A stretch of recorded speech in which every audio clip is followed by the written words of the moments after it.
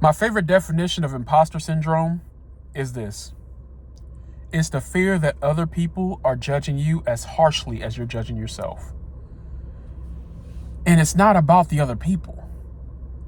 It's your own voice that's coming from your own mind.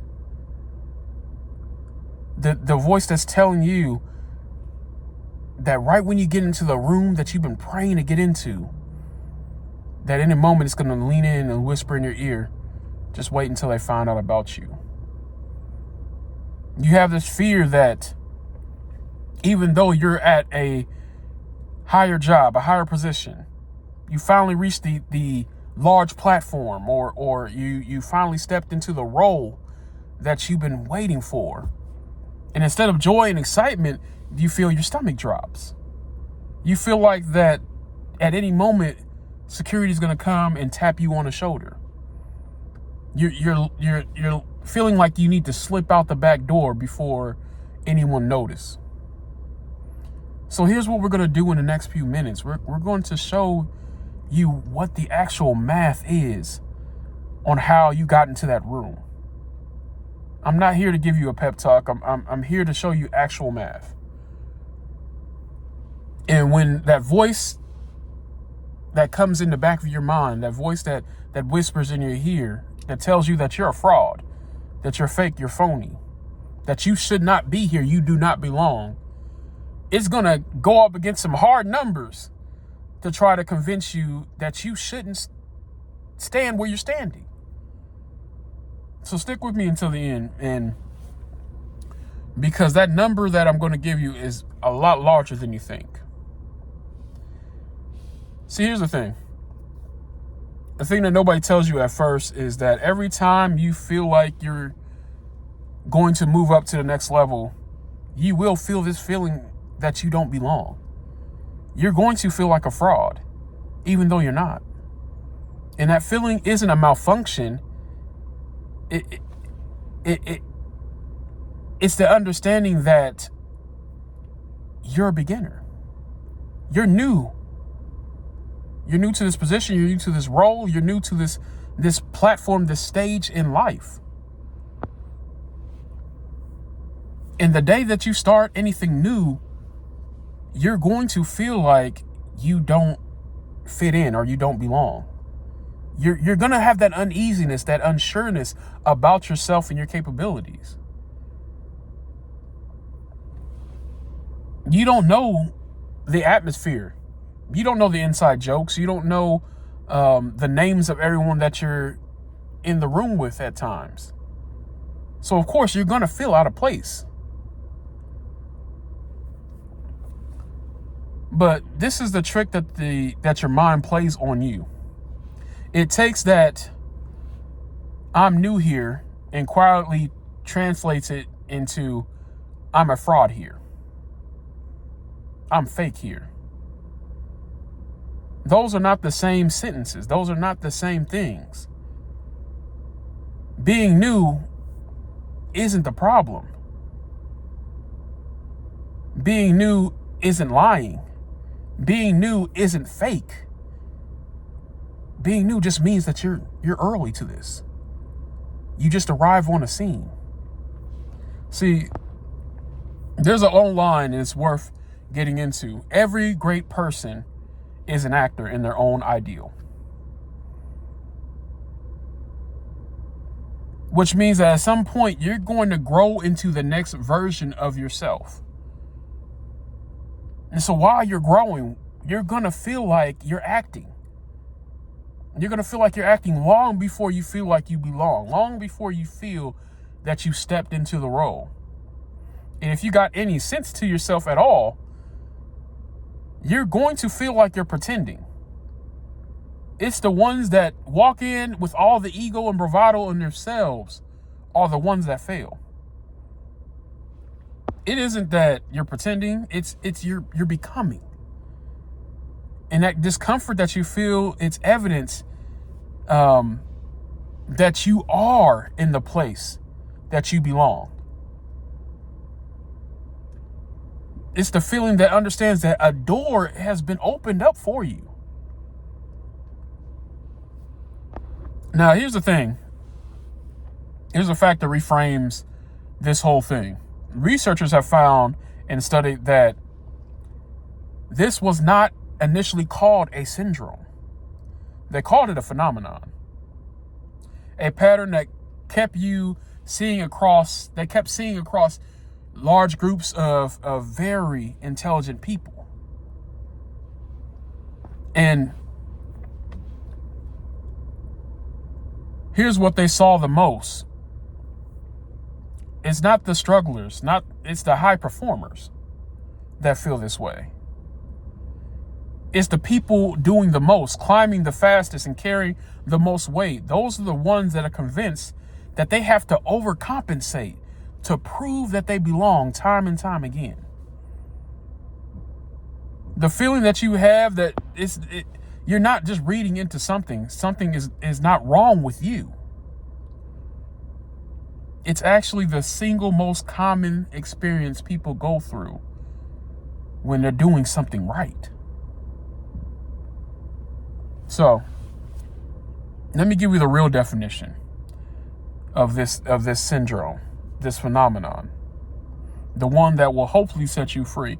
The imposter syndrome is not a verdict on who you are or how much you're worth. It's a notification. It's your mind telling you that there are skills that you haven't learned yet, and that's okay. There's an experience that you have not gone through yet, and that's fine. That's all it is. It's a check engine light for growth.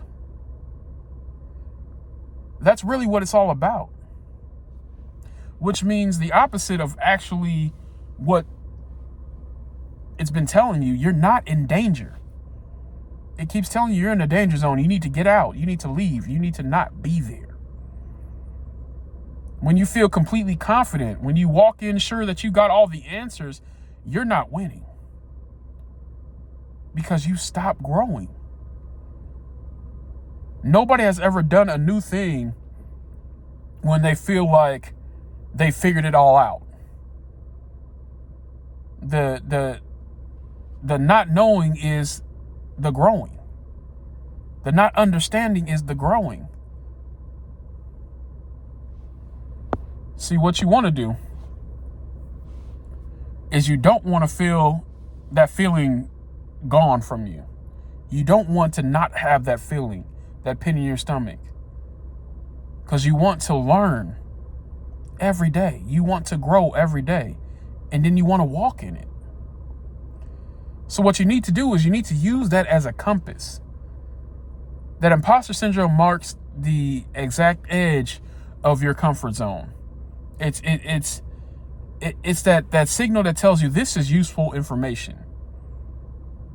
See, sometimes most successful people alive will tell you that their favorite place is the room where if everyone knew who you really were, they would probably tell you to leave. They would probably show you the door. And I love being in that space because that room is where I know I'm going to grow and I'm going to learn. That edge is where I become more than who I am. It's where you become more than who you were. So feeling that is actually a good sign. It means that you're honored with the opportunity of being in a place that's going to grow you and stretch you and transform you and change you into who you should become. The problem is we're comfortable being the smartest person in the room. I hope that when I realize that I'm the smartest person in the room, that I move to a different room. I've outgrown it. You've outgrown it. That's the thing. You've outgrown those other places where you feel comfortable. And now you put yourself in a place where now you feel like you have a lot to learn. You feel like you have a lot of growing to do. And that's the part that I love most. And the thing is, you could have stayed home. You could have not showed up. You could have not even left your hotel room or whatever the case may be. You didn't have to step on that stage, but you did. You walked out there anyway. You entered the room anyway, scared, unsure, uncertain that they will see through you, but you still walked in. That's the victory. That's the win. That's not weakness that you're feeling. That's courage in spite of everything. See, real courage is when you are in fear or afraid and you still do it. You still go. Bravery is not the absence of fear. It's fear, but still doing the things that you know you should be doing. That's true bravery. Without fear, that's just lunacy. So imposter syndrome, and we strip down all the things that it's not.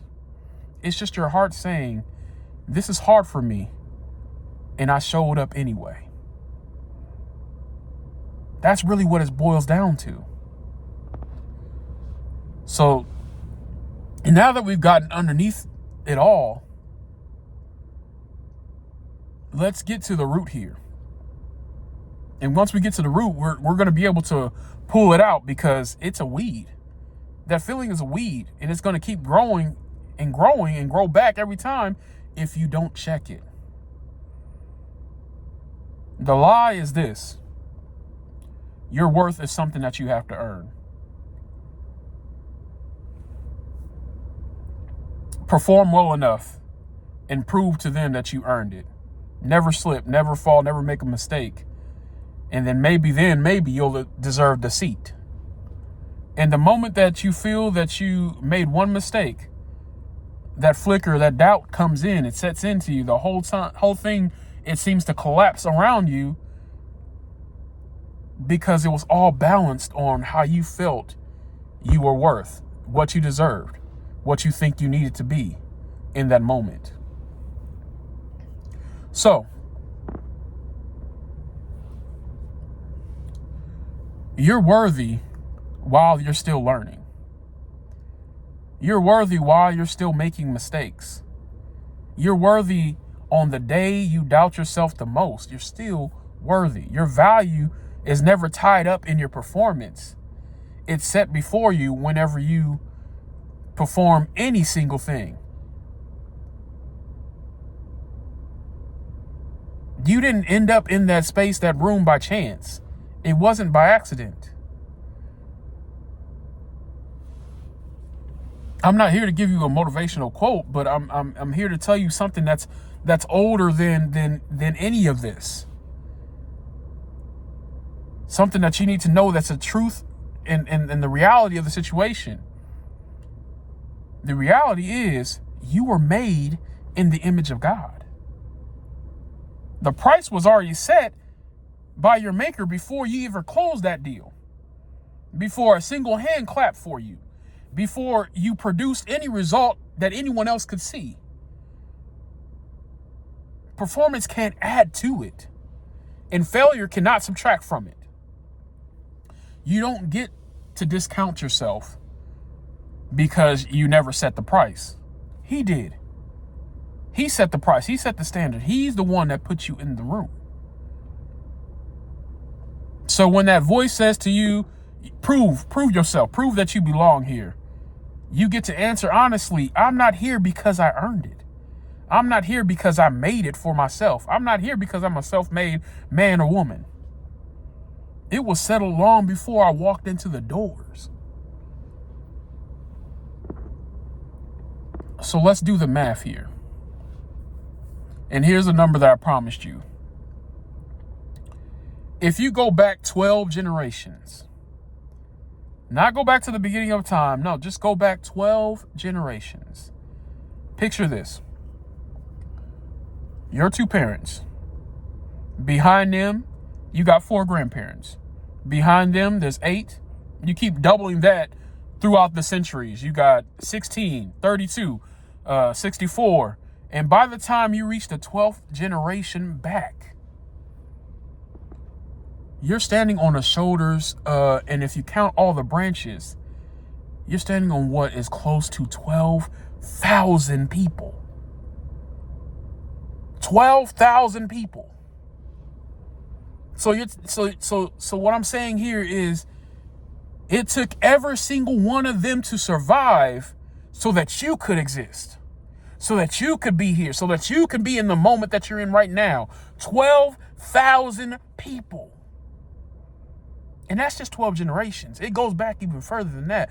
But 12,000 people it took for you to be here. Every famine, one of them survived through it. Every war, one of them had to survive and make it and come home. Every plague, every brutal winter, every ship that could have sank and should have sank, but didn't. Two people that never should have met. A child that got sick and should have died survived. And this happened thousands and thousands of times over again. The odds were stacked against them, and they held the line for one reason and one reason only, so that you can stand where you are standing right now, on the shoulders of 12,000 people.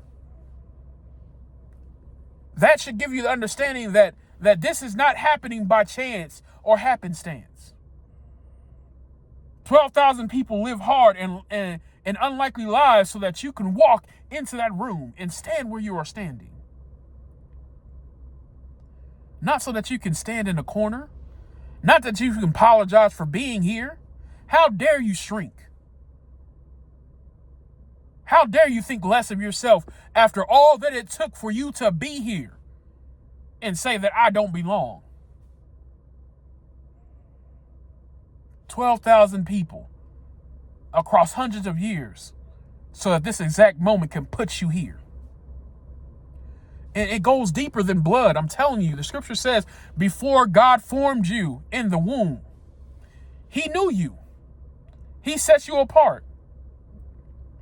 He saw this room, this season, this assignment before you ever took your first breath.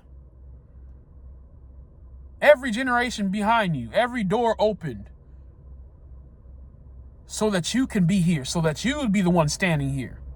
Doors that could have slammed shut. Even the ones that did slam shut, they were not for you. The doors that did close, they were not for you. Because all of that was steering you to this spot now, here, this moment. You're not here by accident. You're not in this room by accident. You're not on that stage by accident. You got to point that out. You got to understand that. So let me hand you this picture that I want you to stick and stay in your head. That when you walk into that room tomorrow, when you step on that stage later on, or whatever the case may be, you are the molecule. You are the change that matters in every room. Don't soften that. It doesn't mean that you have to hope that you matter. It means that you are the thing that's going to change the atmosphere in this room. When you walk into the company, to the classroom, the team, or whatever the case may be, when you walk into the church, when you walk, you're the one that changes the chemistry in every space that you are in. And the second you leave, that chemistry, that atmosphere, all of that, the history, the scars, the stories that you had, that the experiences that you've been through, they walk out with you.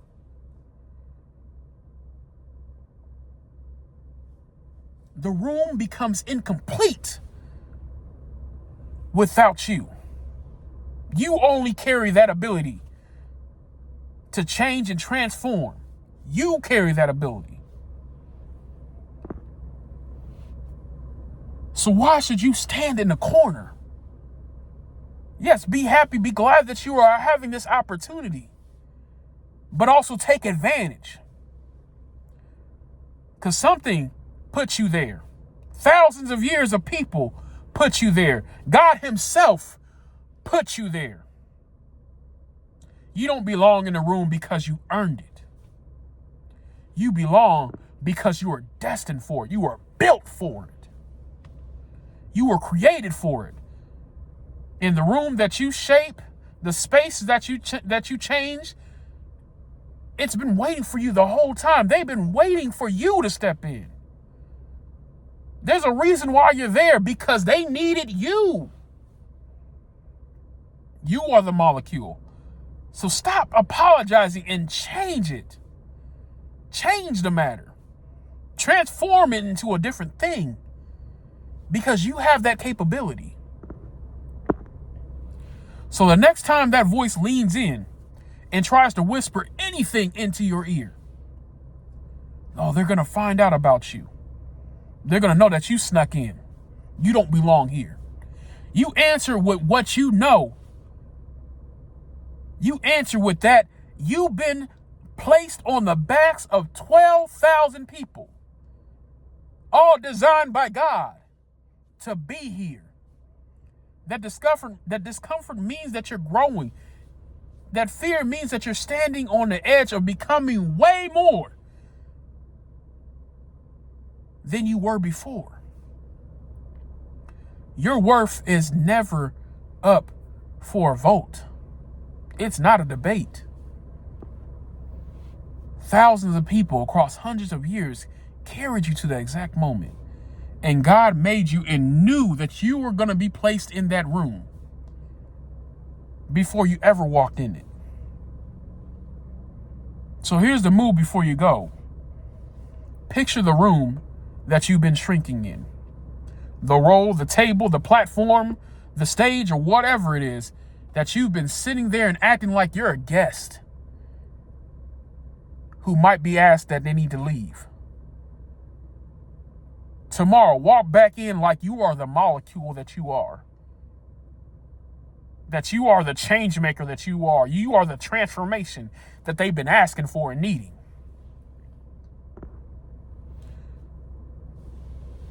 Then tell me about it. Drop it in the comments. Whatever room that you walked into, the room that you were placed in, the opportunity that you were given by God, that you've been shrinking in. And say it loud, this is something that I have been destined to do. The place that I have been destined to be at. Like this video, share, subscribe. Send this to someone that you know feel that they have imposter syndrome. Because imposter syndrome is a lie. It is not that you are not, that you do not belong there. When the opposite, you definitely belong there. You've been designed, built to be there. And take advantage of that moment to grow into what God has destined you to be. That's all I have for you today. I hope this really blesses somebody and teaches them what it truly means when you have that feeling of imposter syndrome. Because every week, we are going deeper and showing you who you truly are and that you're worthy of all that God has given you. Until next time, I'm Mr. Crush. Peace.